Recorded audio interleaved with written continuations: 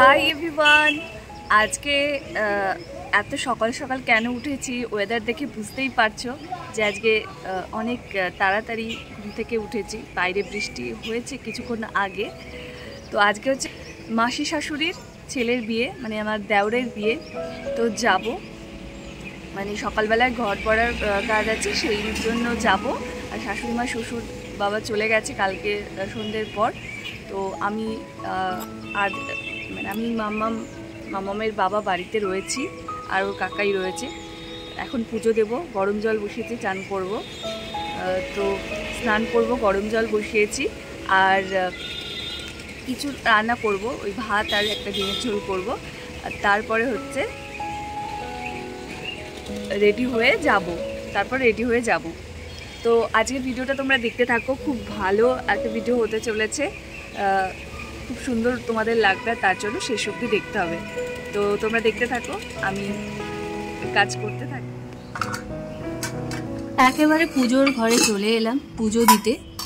তো ভিডিওটা দিতে অনেকটাই দেরি হয়ে গেল, যেহেতু এই দিনের পরের দিনই ঘটে গেছিলো সেই একটা দুর্ঘটনা, যেটা আমরা সবাই জানি রাজ্যে একটা দুর্ঘটনা ঘটে গেছিলো।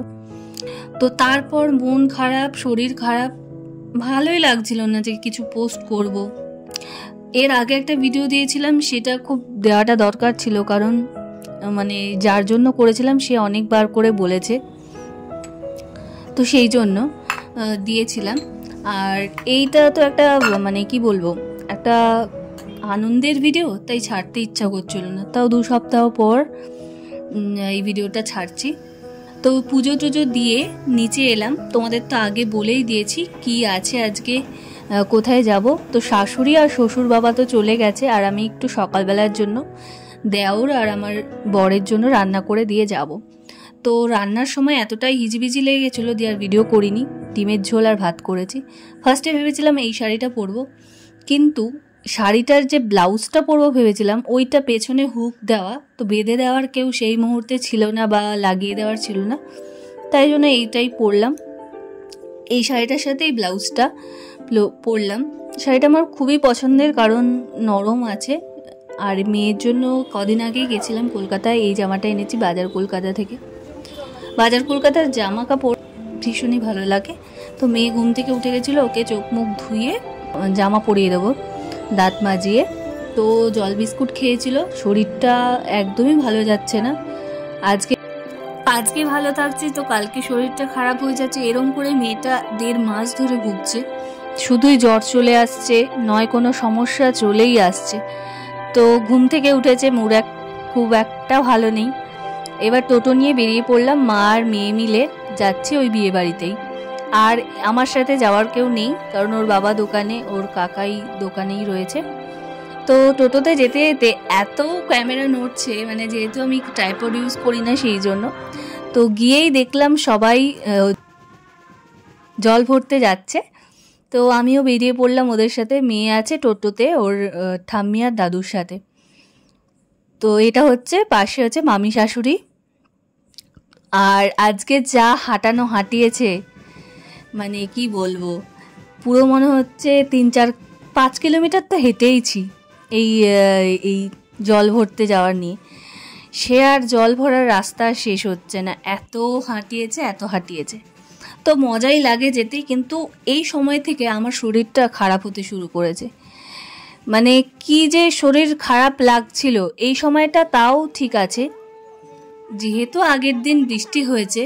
পুরো নবদ্বীপ তো বুঝতেই পারছো, পুরো বৃষ্টি হলে, একটুখানি বৃষ্টি হলেই জল দাঁড়িয়ে যায় রাস্তায় রাস্তায়। আর এই জায়গাটা হচ্ছে জন্মস্থানের আগে, অলমোস্ট আমরা পৌঁছে গেছি। তো এই জায়গাটায় পুরো জলে জলাকার। শাড়িটা তুলে এবার হাঁটতে শুরু করে দিয়েছি। সবাই তো বলছে জলের মধ্যে দিয়ে যেতে পারবো না। যাই হোক, সবাই মানে চলে গেছে, মানে প্রচুর জল পেয়েছি আমরা এই দিকটায়, প্রাচীন মায়াপুরের এই দিকটায়। তো এবার আমরা গঙ্গার দিকে যাচ্ছি, এখানেই সামনেই গঙ্গা। তো চলে এসেছি গঙ্গায়। এটা হচ্ছে ওদের বাড়ির হয়তো জামাই। আমার ঠিক সবার সাথে পরিচয় নেই, কারণ আমি খুব কম এসেছি। ইনি হচ্ছে কুলো নিয়েছিল, তাই ইনি সব নিয়মগুলো করছে। ইনি হচ্ছে আমার মানে যে দেওর তার বৌদি। তো যা যা নিয়ম করে, সত্যি কথা বলতে আমার বাপের বাড়ির দিকে, শ্বশুরবাড়ির দিকে এই নিয়মটা নেই যে ছুরি দিয়ে জল কাটতে হয়, এই কুলো দিয়ে অগ্র করতে হয়, এটা আছে। বিভিন্ন বিষয় এই ছুরি দিয়ে কাটার ব্যাপারটা আমার বেশ ইন্টারেস্টিং লাগলো। আমার শাশুড়ি মাও এসছে, এই যে শাশুড়ি মা আমার মেয়েকে নিয়ে দাঁড়িয়ে আছে, এদিকে মাসি শাশুড়ি, আর সবাই নিয়ম টিয়ম করছে। এটা মানে তেল দিচ্ছে। তো এই নিয়মগুলো আমার দেখতে ভালো লাগে, মজার লাগে।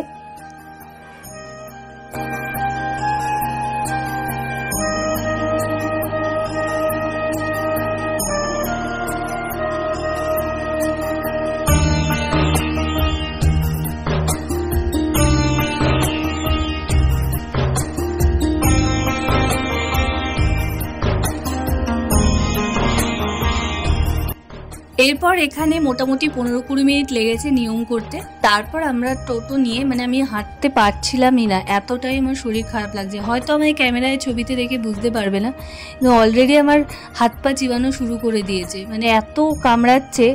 হাঁটার জন্য না হোক, মানে কী জন্য সেটা তোমরা পরে জানতে পারবে। তো এলাম, এসে লুচি তরকারি মিষ্টি রেডি ছিল, সেগুলো মানে আমি খেলাম, মেয়ে খেলো, আরও সবাই যারা যারা ছিল সবাই খেলো। এরপর মেশো বৃদ্ধিতে বসলো, আর এটা হচ্ছে আমার দেওর, মানে ইয়ং একদম, কি বলবো, বাচ্চা দেওর, আমার থেকেও ছোট। তো ওর আজকে বিয়ে, ভালো করে হলুদ মাখিয়ে ভূত করে দিলাম। তারপরে একটু ওকে হলুদ টলুদ মাখিয়ে ওপরে গেছিলাম, ওপরে গিয়ে একটু চা খাচ্ছিলাম। তো জানি না কি করে আমি হালকা সাজলেও মনে হয় যে কতটা সেজেছি। তোমরা বলো আমাকে কেমন লাগছে, কমেন্ট করে জানাবে অবশ্যই। তোমরা কিন্তু কমেন্ট করতে ভুলে যাও, আর লাইক দিতেও ভুলে যাও। ভালো লাগলে একটা প্লিজ লাইক করে যেও। আর আমি এতটাই চা খেতে ভালোবাসি, জানি না কেন আমার চা খাওয়াটা, আমার বিয়ের আগেও ভালোবাসতাম, কিন্তু সেইভাবে মা চা খেতে দিত না, বলবো না, দিত। এখন তো নিজের হাতেই সব কিছু, যখন ইচ্ছা চা খেয়ে নিই, চায়ের জন্য আমার মানা নেই। তো তারপর আমাকে ডাকলো যে ওই গায়ে হলুদ লাগানোর জন্য। এর আগে গায়ে হলুদ লাগালাম, আবার এখন যেন ওরা বললো যে লাগাতে হবে হলুদ, তারপরে স্নান করাতে হয় যে, সেই জন্য ওকে ভালো করে গায়ে হলুদ লাগিয়ে ভূত করে দিয়েছি দুবারই। তো দেওর আমার খুব ভালো, খুবই লিবারেল, কিচ্ছুই বলছে না। আমার বিয়ে হয়ে আসার পর, আমার বিয়ে হয়েছে প্রায় 7 বছর কমপ্লিট হয়ে যাচ্ছে। তো আমার বিয়ে হয়ে আসার পর আমি খুব একটা যে আমার নিজের মানে এই শ্বশুরবাড়ির দিকে যে বিয়ে পেয়েছি নিজেদের মধ্যে, তা নয়। এই বিয়েটা পেয়েছিলাম, ভেবেছিলাম খুব আনন্দ করব, ফাটিয়ে আনন্দ করব, কিন্তু ওই যে ওপরে একজন বসে আছে, তিনি যদি না চান তাহলে কোনো কিছুই সম্ভব নয়। তো ওর স্নান টান হয়ে গিয়ে একদম ঝড়ের গতিতে বসে পড়েছে আশীর্বাদে। মেয়ের বাড়ি থেকে আশীর্বাদ নিয়ে এসছে, তো সেই আশীর্বাদ ওকে করা হচ্ছে। তো সব বড়রা ওকে, মানে ওর শ্বশুরবাড়ির তরফ থেকে যারা এসছিলেন তারা আশীর্বাদ করছে। আশীর্বাদ করে একটা ঘড়ি উপহার পেয়েছে। তো আমরা সবাই উলু দিচ্ছিলাম। এইবার দেখো দুপুরবেলায় খাওয়া দাওয়া কমপ্লিট, মানে শরীরটা আর আমাকে, মানে জানি না কী করে আমার শরীরটা আমার দিচ্ছেই না। আমি বাড়িতে চলে এলাম, তখন কটা বাজে, খেয়ে দেই 1 সেকেন্ড দাঁড়াইনি দুপুরবেলায় খাওয়া দাওয়া করে ভিডিও করব, মানে আমি পারছি না, আমার শরীর দিচ্ছে না। কিন্তু আমাকে ভিডিওতে দেখলে অবশ্যই বুঝতে পারবে না। আর মেয়েটা পুরো ঘুমিয়ে গেছে। টোটো করেই আবার বাড়িতে এলাম, যেহেতু আমি জামা কাপড় নিয়ে যাইনি, বাড়িতে আসবো। আমাদের নবদ্বীপ থেকে আমাদের বাড়ি একদমই কাছে, ওই যেতে আসতে যতটা সময় লাগে 1/2 ঘন্টা। তারপর ফুল নিয়ে এসেছিলাম, আর এই বৌদিকে বলেছিলাম যে আমার চুলটা একটু বেঁধে দিও, কিন্তু ভাই আমার শরীরটা এতটাই খারাপ লাগছে, মনে হচ্ছে এই মাত্রই আমার জ্বর চলে আসবে। তো বৌদি তাড়াতাড়ি করে আমার চুলটা ভালো করেই বেঁধে দিয়েছে, শাড়ি পরিয়ে দিয়েছে, আর মেকআপটা আমি করেছি। একদমই ভালো আজকে মেকআপটা আমি করতে পারিনি, জানি না, শরীরটার জন্যই আমার সব ম্যাচাকার হয়ে গেছে। তারপর ওর বাবাও রেডি হয়ে গেছিলো, আমি, মেয়ে, ওর বাবা মিলে মোটরসাইকেলে করে চলে গেলাম দেওরের বাড়িতে, মানে মাসি শাশুড়ির বাড়িতে। ওখান থেকে বাসে করে আমরা যাব। ওর বাবা বলেছে আমি বাসে যাব না, আমি গাড়ি করে যাব। তো যেহেতু মেয়ের বাড়িও কাছাকাছির মধ্যেই ছিল, তাই আমরা বাসে করে গেছি। আমার শাশুড়ি মাও আজকে সুন্দর করে মাথায় ফুল টুল লাগিয়ে সেজেছে, মানে সাজিয়ে দিয়েছে আর কি। ও যে দেখতে পাচ্ছ, ভালো করে পরে দেখাচ্ছি। তো আমাকে এই যে এইটুকুনি দেখতে পাবে তোমরা। আমার বরটা না এত বদমাইশ, শুধু ক্যামেরা এদিক ওদিক করবে আর ভালো করে ভিডিওটা করতেই পারে না, আর এই জন্য রাগারাগি হয়। তো এই দেখো আমার মেয়ে, আমার শাশুড়ি মা, আর এই যে আমি। আমাকে এই লুকটাই কেমন লাগছে অবশ্যই বলো। সাজগোজ করার পর কেউ যে আমাকে একটু ভালো করে ভিডিও করে দেবে, আমি তো এমনি লজ্জায় বলতে পারি না কাউকে যে আমাকে একটু ভিডিও করে দাও। আর এটা হচ্ছে মামা শ্বশুর, আর ওই দিকে মামি শাশুড়ি। সকালবেলায় তোমাদের দেখিয়েছি জল ভরতে যাচ্ছিলাম যখন। তো এই যে হচ্ছে, এটা হচ্ছে সুন্দরী আমাদের মামি শাশুড়ি। তো একটাই মামা, আর আমার শাশুড়ি হচ্ছে 7 বোন, আর ওইটা হচ্ছে এক মামা। তো তোমাদের বলে দিলাম। তো এবার যাচ্ছি, চলো বিয়েবাড়ির উদ্দেশ্যে যাওয়া যাক। বহু বছর পর বলতে পারো এই বরযাত্রী যাচ্ছি। প্রায় কত বছর হবে, 8-9 বছর তো হবে।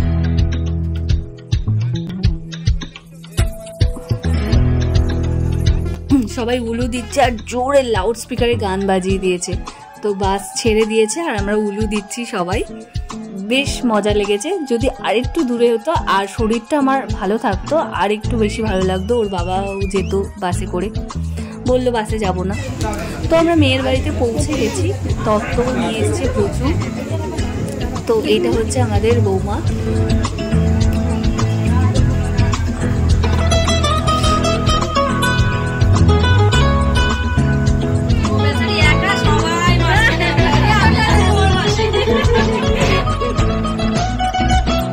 বরমশাইও চলে এসছে, আর আমরা এতটাই লেট করে ঢুকেছি বরযাত্রী যে 10টা বেজে গেছে।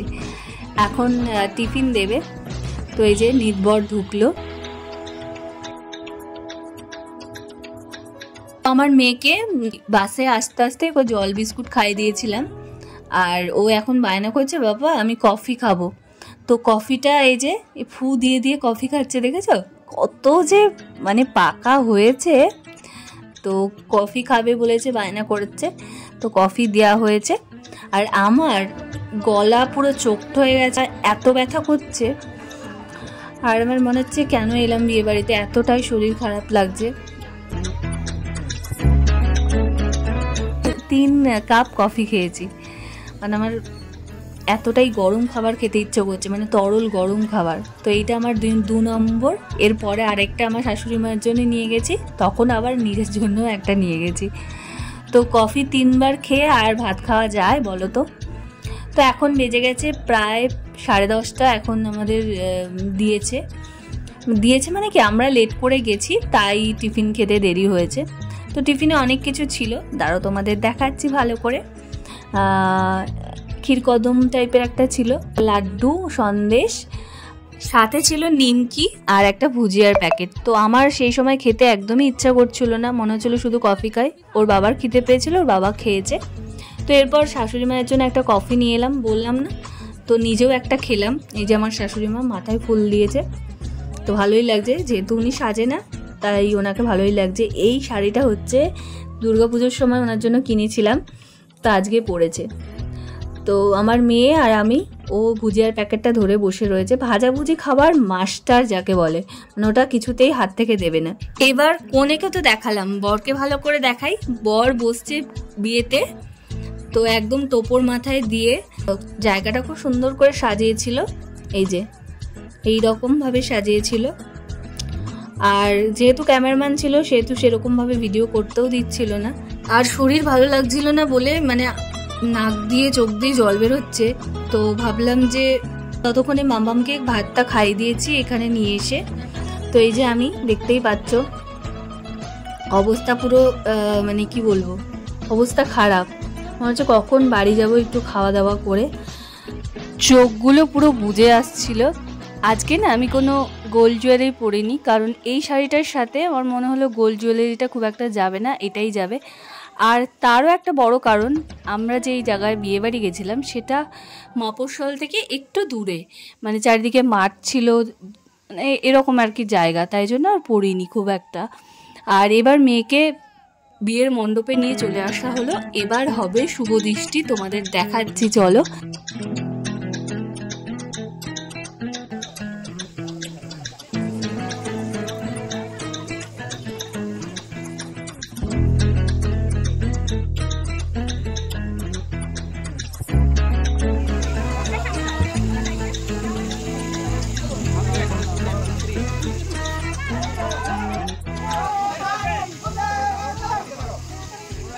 5-6 দিনের মাথায় স্বাধীনতা দিবস ছিল।